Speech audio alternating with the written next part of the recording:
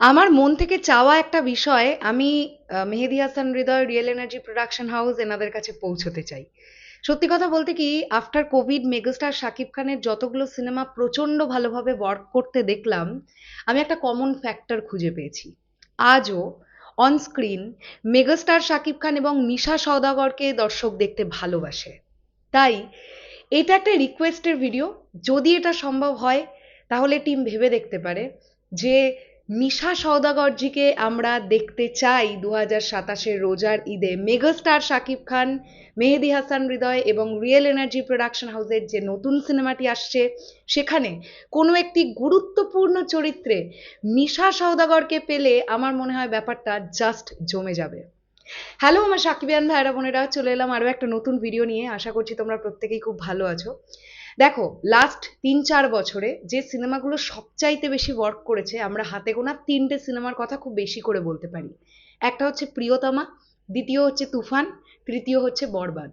এবং এই 3টে সিনেমার মধ্যে দুটো সিনেমাতে কমন ফ্যাক্টর ছিলেন মিশা সওদাগর, আমরা প্রত্যেকেই জানি। তুফানে যদিও ওনার ক্যারেক্টারটা অনেক বেশি ইম্প্যাক্টফুল ছিল আমি বলবো না, অনেকগুলো চরিত্রের সঙ্গে উনিও একটি চরিত্র ছিলেন, কিন্তু আমরা অন স্ক্রিন মেগাস্টার শাকিব খানের সঙ্গে মিশা সওদাগরকে কিন্তু দেখতে পেয়েছিলাম। সেই কুস্তির যে জায়গাটা ছিল আমাদের নিশ্চয়ই সকলের মনে আছে। আর বরবাদের কথা যদি বলি, তাহলে সেখানে তো আরিয়ান মির্জার বাবা আদিব মির্জার ক্যারেক্টারটাই করেছেন মিশা সওদাগর। এরকম প্রতি মুহূর্তে অনেক কমেন্ট পাই যে মেগাস্টার শাকিব খানের সিনেমায় মিশা সওদাগর না থাকলে ভালো লাগে না। একটা জিনিস তো মানতে হবে যে মিশা সওদাগরের এক্সপিরিয়েন্স, তার কেরিয়ার এক্সপিরিয়েন্স প্রচুর। যে মানুষটা 800টা প্লাস সিনেমায় অভিনয় করে ফেলেছেন, এই সময়ে এসে দাঁড়িয়ে তার অভিজ্ঞতার ঝুলি একদম মানে জাস্ট পূর্ণ।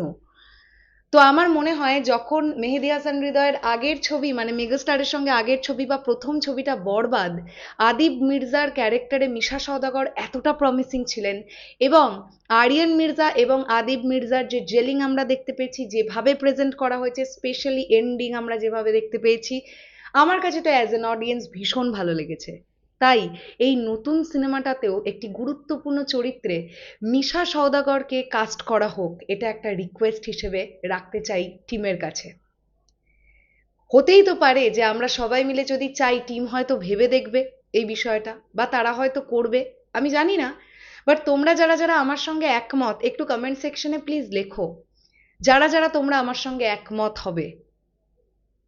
হয়তোবা টিম কখনো না কখনো আমাদের ভিডিওগুলো বা কমেন্ট সেকশনগুলো চেক করে তারাও হয়তো এটা বুঝতে পারে যে না, সত্যি মিশাজিকে নেওয়ার দরকার একটা ক্যারেক্টারে, এবং সেটা ইম্পর্টেন্ট ক্যারেক্টার হতে হবে। তোমাদের কি বক্তব্য এই পুরো বিষয়টাকে নিয়ে অবশ্যই কমেন্ট সেকশনে জানিও। আসছি আবার খুব শিগগিরই নতুন কোনো ভিডিও নিয়ে। তাহলে এখনের জন্যে টাটা।